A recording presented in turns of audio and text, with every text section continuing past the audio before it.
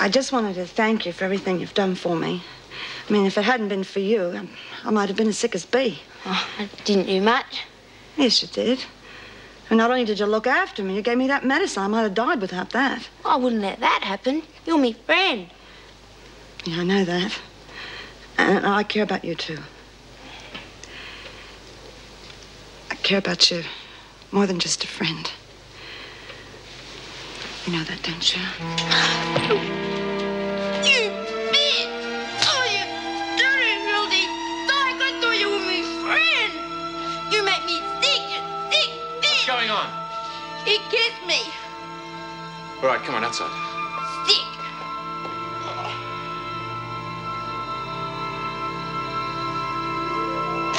Well, did you find what you were looking for? I found quite a lot of things. Most of them are harmless enough, but a few, well, I've sent the whole lot off to be analyzed. There are some weeds and herbs that can produce pretty unpleasant results, you know. Well, we'll keep a close watch on her in the future and make sure she doesn't give the women anything at all. You don't seem to understand. I think she already has, without their knowledge. Yes, of course, but without their knowledge? She's been set on trying to prove that she can cure with her mixtures. If I'm right, she thought she'd found the way. She knew exactly how to cure them because she made them sick in the first place. She deliberately poisoned them.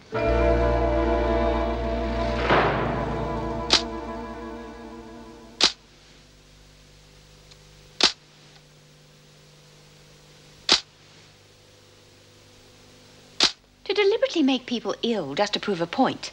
Would she go that far? It's the one explanation that fits all the facts. I'll do some further tests on the patients, this time looking for a mechanical irritant rather than a viral or bacterial cause of the illness. Well, much as the idea horrifies me, I hope you're right. At least you'll know how to deal with it. Well, if the proper purgative works as I expect, we should be able to lift the quarantine restrictions very shortly. Oh, that will be a great relief. I'll speak to Randall immediately.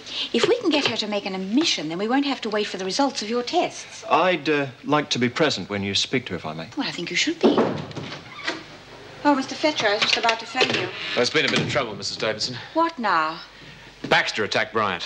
Is Bryant all right? Yes, I think so. I'm getting thoroughly sick of Baxter's violence. Yes, well, she was the one that was making accusations. Apparently, Bryant made a pass at her. Well, I'll look into it later. Put Baxter in solitary until I have time to see her. Right. Oh, and then would you bring Randall here, please? We have some rather serious business to discuss with that lady. Is she getting any better, Lizzie? Don't you worry about me. Getting knickers in a knot. Take more than this to get me down. Why don't you try some of Evie's stuff, love? It's done wonders for the others. No way. I'll wait until whatever the doctor gave me works. You'll be waiting a long time. They don't even know what's wrong, let alone how to treat it. Get lost.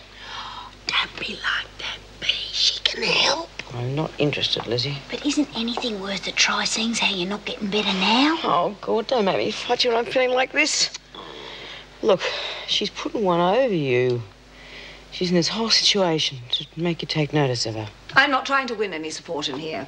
It's the medical authorities I want to take notice, and before this is over, they'll be begging for my help. Don't hold your breath waiting for me. Suit yourself. Ah, there you are, Randall. The governor wants to see you. There you are, you see. I knew before long they'd realize they need me. Come on, Randall. Send off everything of Evelyn Randall's for immediate analysis, and then begin further preparations for tests on the patients. Yes. Right, thank you, sister. Randall, Mrs. Davidson. Bring her in, please, Mr. Fletcher, and I would like you to stay, please. Randall, despite my warnings, I believe you have been treating some of the women with that potion you concocted. Yes, that's right, and they have recovered, haven't they? Well, as even Dr. Granger doesn't know what the actual disease is, I am a little curious as to why you should know how to treat it. Oh, well, I could see the effects of the illness and treat that accordingly. You see, I don't need to know the medical name for it, not like some people. And I have proved that I can cure these women. Now, if you let me treat all of them, I'll have them on their feet in no time.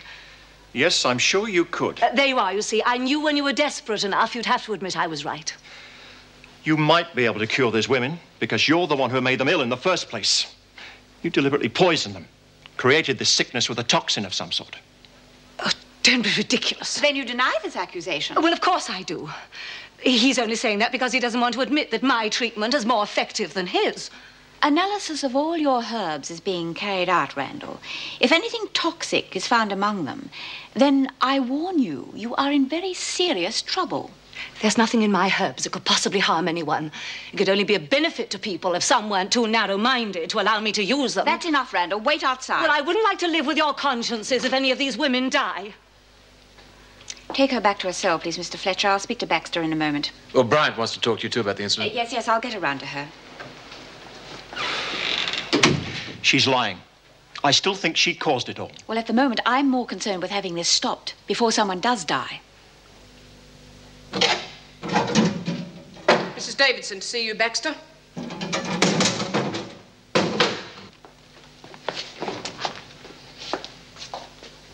Well, Baxter, what's all this about? Judy, she's a filthy bloody dyke. Started boring me. I wasn't going to have that. We know about Bryant, but it doesn't sound like her to force herself upon you. No, it doesn't. You must have given her some encouragement. Knowing she was a lesbian, surely all you had to do was make it quite clear you were not interested. How did I know she was a filthy bloody dyke? She makes no secret of it. I can't see how you wouldn't have known by now. Well, I bloody didn't. You watch your language. I find your whole story very hard to believe, Baxter. You have a record of unprovoked violence, and it just sounds like another incident of it to me. If you do not radically change your ways, I warn you, you will be spending most of your time in here. Why don't you bloody believe me? Why don't you bloody believe me?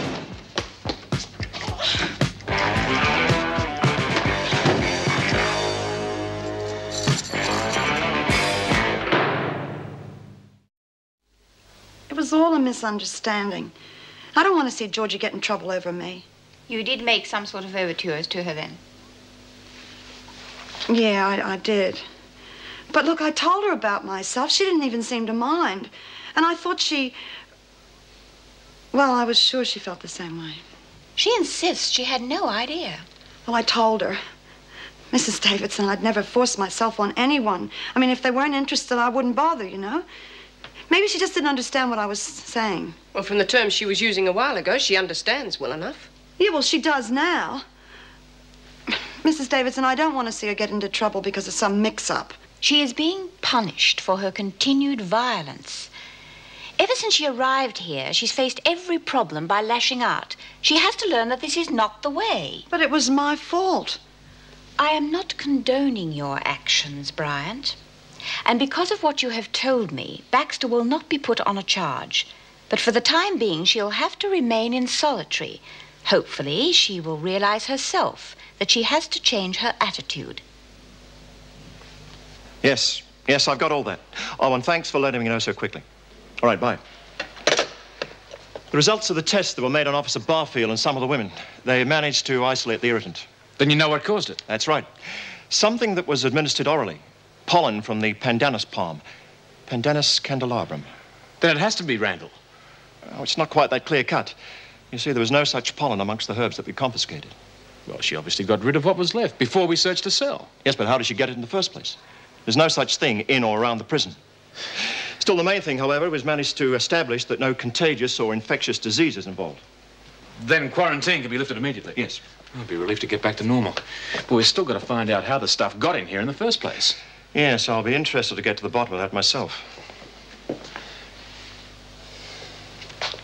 What, can they lay off making that wooden box for me, Doc? Yes, I'm sure they can. Should be your old self in a couple of days. That I've got to look forward to. Listen, Doc, I didn't quite understand when you explained to me about this stuff. Some sort of pollen, you said. Would we have to have eaten it? Yes, we've been taken orally in some form, perhaps sprinkled on food or in drink. Well, in that case, it would have to have been done on purpose, wouldn't it? As far as I can see. Well, then we know who's to blame, don't we? Well, I'm fairly sure. But the problem is, how did she get her hands on the stuff?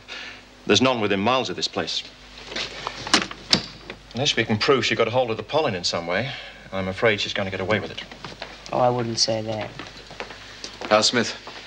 Oh, much better. Well enough to be moved? Yes, yes, I'd say so. Right. Well, the old arrangements are back in force. Smith, you can go back to your cell with Burns and Birdsworth. Bryant, you got your cell back. Suits me. Thanks for the use of the cell, Jude. The change is as good as a holiday. Yeah, well, it's a change of scenery that matters, huh? Mm. I'm glad you're better, love. Thanks, love.